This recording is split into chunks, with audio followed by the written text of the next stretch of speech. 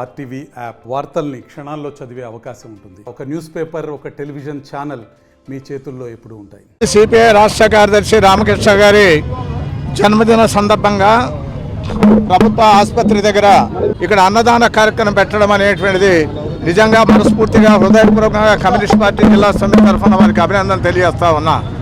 అదేవిధంగా communist party జిల్లా సహాయ కార్యదర్శి మల్లికార్జున గారు, కార్యదర్శి వర్గ సభ్యులు శ్రీరాములు, రామకృష్ణ, నారాయణ స్వామి అందరూ కూడా ఇక్కడ విద్యార్థి విజయ నాయకులందరూ కూడా ఈ కార్యక్రమంలో భాగస్వాములు అవుతూ ఉన్నారు.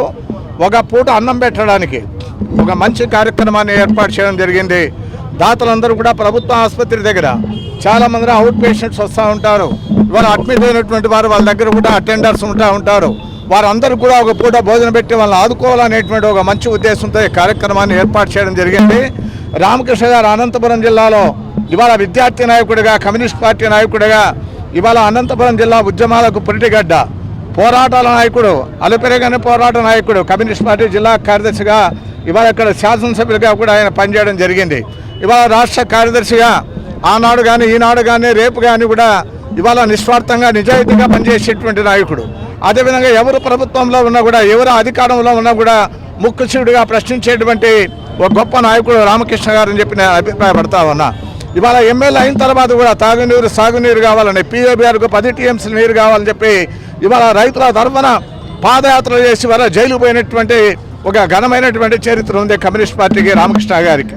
అదేవిధంగా ప్రజాస్వామ్య పరిరక్షణ కోసం ఆయన నడుము కట్టారు. వికే ఆదినారాయణ గారి నేతృత్వంలో ఒక బ్రహ్మాండమైనటువంటి పోరాటం నడిపినటువంటి నాయకుడు. ఇవాళ అనేక సమస్యల పైన ఇవాళ అనంతపురం జిల్లాలో ఎమ్మెల్యే అయిన తర్వాత 13,000 మందికి ఇళ్ల స్థలాలు పట్టాలు ఇచ్చి వాళ్ళందరినీ కూడా ఆదుకోవడం జరిగింది. ఇవాళ కూడా రాష్ట్ర వ్యాప్తంగా ఇళ్ల స్థలాల పంపిణీ కార్యక్రమాలు అగ్రభాగాన ఉంటా ఉన్నారు. ఆయన సఫలీకృతం కావాలని ఇవాళ ఆయన జన్మదినం సందర్భంగా ఇవాళ మంచి కార్యక్రమాన్ని ఏర్పాటు చేస్తుంటే మాజీ విద్యార్థి నాయకులకు వాళ్ళందరికీ కూడా మనస్ఫూర్తిగా మరొక అభినందన తెలియజేస్తుంది.